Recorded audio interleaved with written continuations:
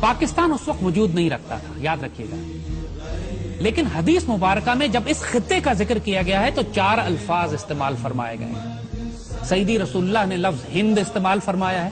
سیدی رسول اللہ کی بڑی مشہور حدیث شریف ہے جس کا مفہوم ہے کہ میں عرب ہوں لیکن عرب مجھ میں سے نہیں، میں ہند میں سے نہیں ہوں لیکن ہند مجھ میں ہے۔ بڑی مشہور ماشاءاللہ خوبصورت ترین حدیث ہے۔ پھر ایک حدیث ہے جو آپ نے فرمایا کہ مجھے ہند کی طرف سے ٹھنڈی ہوا آتی ہے، جس پر اقبال کا مشہور شعر ہے جیسے میرے عرب کو آئی ٹھنڈی ہوا جہاں سے، میرا وطن وہی ہے، میرا وطن وہی ہے۔ تو ہند کی ایک اصطلاح ہے جو سیدی رسول اللہ استعمال فرماتے رہے، غزوہ ہند آپ نے استعمال فرمائی ہے۔ دوسری اصطلاح جو آپ نے اس خطے کے لیے استعمال فرمائی ہے وہ سندھ ہے۔ ایک حدیث شریف ہے جس میں آپ نے فرمایا کہ میری فوج کے لشکر سندھ اور ہند پر حملے کریں گے۔ تو سندھ، محمد بن قاسم آپ کو یاد ہے وہ سندھ پر آئے تھے، اور اس وقت سندھ تقریباً آدھا پاکستان تھا۔ محمد بن قاسم ملتان تک تشریف لائے تھے اور یہ علاقہ آپ نے فتح کیا تھا۔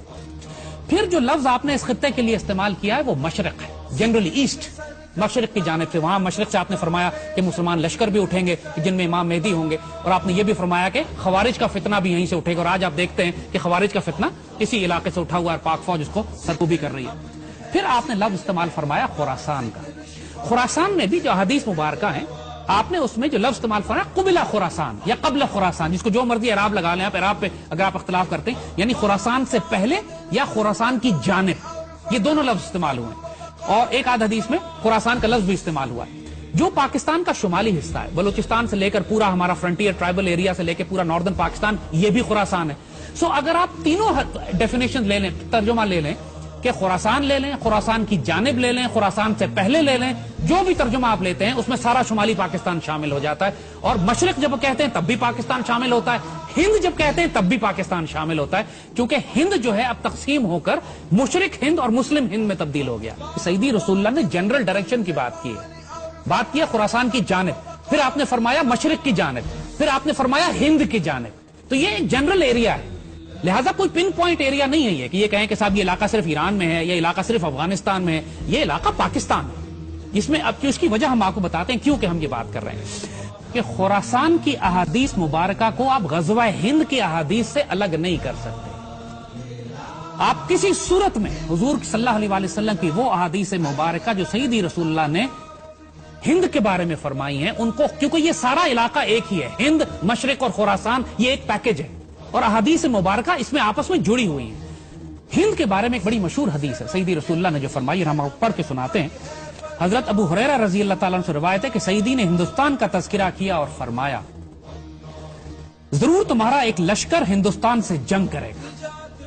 اور اللہ ان مجاہدین کو فتح عطا فرمائے گا، حتیٰ کہ مجاہدین ان ہندو بادشاہوں کو بیڑیوں میں جکڑ کر لائیں گے، اور اللہ اس عظیم جہاد کی برکت سے ان مجاہدین کی مغفرت فرمائے گا، پھر یہ مسلمان واپس پلٹیں گے تو عیسیٰ علیہ السلام کو شام میں پائیں گے۔ یہ نوٹ کیجئے گا، بڑی اہم بات ہے، اس لیے کہ خراسان والی حدیث میں بھی اس کا ذکر آتا ہے، لہٰذا ہم اس کو جوڑیں گے اس سے۔ اس پر حضرت ابو ہریرہ فرماتے ہیں کہ اگر میں نے یہ غزوہ پایا، غزوہ ہند پایا، تو میں اپنا سارا مال و اسباب بیچ دوں گا اور میں اس میں شامل ہوں گا، اور جب پلٹوں گا تو میں ایک آزاد ابو ہریرہ ہوں گا جو عیسیٰ علیہ السلام کو شام میں پائے گا۔ اور پھر وہ حضور سے کہتے ہیں کہ سیدی کیا میں عیسیٰ علیہ السلام کو یہ بتا سکتا ہوں کہ میں آپ کا صحابی ہوں؟ حضور اس پہ مسکرا پڑے، معصوم سوال تھا، حضور مسکرا پڑے، کہتے ہیں بہت مشکل، بہت مشکل۔ اب اس کو یاد رکھیے گا، دیکھیے ایک بات، سیدی رسول اللہ نے اس ایک حدیث میں پوری ملٹری اسٹریٹجی کلیئر کر دی ہے کہ آئندہ آنے والے وقتوں میں کیا ہونے والا ہے۔ مسلمانوں کی ایک فوج ہندوستان سے جنگ کرے گی، اور پوری دنیا اس بات سے واقف ہے، اس میں کسی کو ڈاؤٹ نہیں ہے کہ وہ فوج پاک فوج ہے۔ یہ پاکستان سیدی رسول اللہ نے اپنی نگرانی میں تیار کروایا تھا۔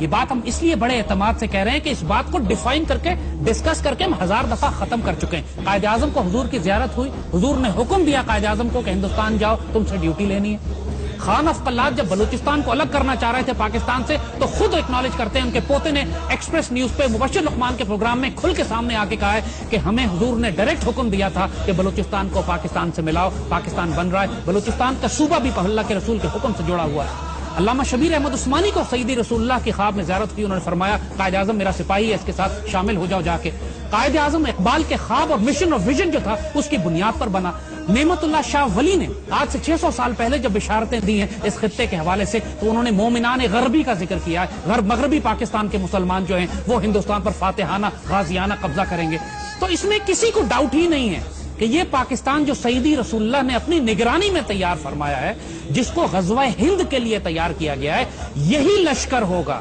یہی پاکستان آرمی ہوگی جو سیریا جائے گی، شام جائے گی، اس وقت جب آخری زمانے میں اسرائیل کے ساتھ ایک فائنل بیٹل ہوگی۔ اور یاد رکھیے گا کہ پاکستان آرمی کی تربیت اللہ پچھلے کئی برسوں سے اس کام کے لیے کروا رہا ہے۔ ہم مسلم دنیا کی واحد آرمی ہے جو غزوہ ہند بھی لڑ رہی ہے، ہم انڈیا سے بھی لڑ رہے ہیں، ہم خوارج کے خلاف بھی لڑ رہے ہیں، اور ہم یہودیوں کے خلاف شام میں لڑ چکے ہیں۔ پاکستان ایئر فورس شام جا کے اسرائیلیوں کو مار کے گرا چکی ہے، اور آنے والے وقتوں میں پچھلے دنوں ابھی فلسطین میں ایک زبردست مظاہرہ ہوا تھا جس میں فلسطینیوں نے پاکستان آرمی کو دعوت دی تھی کہ آپ آئیں اور ہمیں آزاد کرائیں۔ تو یہ یاد رکھیے گا کہ اس خطے سے، خراسان سے، مشرق سے، ہند سے 2 فوجیں شام نہیں جائیں گی۔ حضور نے جب خراسان والی فوج کا ذکر کیا ہے تو وہاں بھی حضور نے فرمایا کہ خراسان سے ایک فوج اٹھے گی جس کے اندر امام مہدی ہوں گے، وہ فوج شام میں جائے گی۔ ایک حدیث شریف ہے، ہم آپ کو بتائیں، بڑی اہم حدیث شریف ہے۔ میرے آقا سیدی رسول اللہ صلی اللہ علیہ وآلہ وسلم نے بالکل واضح بتا دیا تھا کہ عربوں میں جنگیں در جنگیں نہیں، عرب دنیا تباہ و برباد ہو جائے گی۔ حدیث شریف میں ذکر آتا ہے کہ عرب جب بالکل جنگوں میں گھر جائیں گے، بے اختیار جنگیں ہوں گی عربوں کے اوپر، اور پورا عرب جو ہے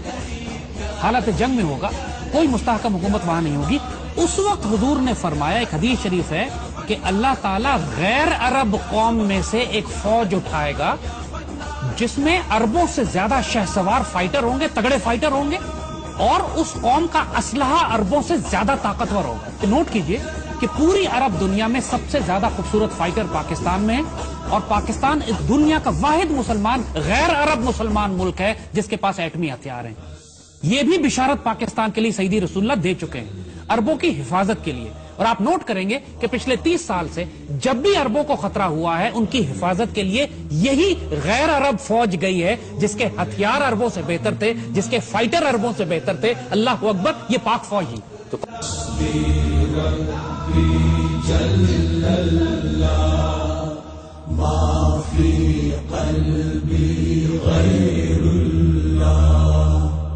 نور محمد صلی اللہ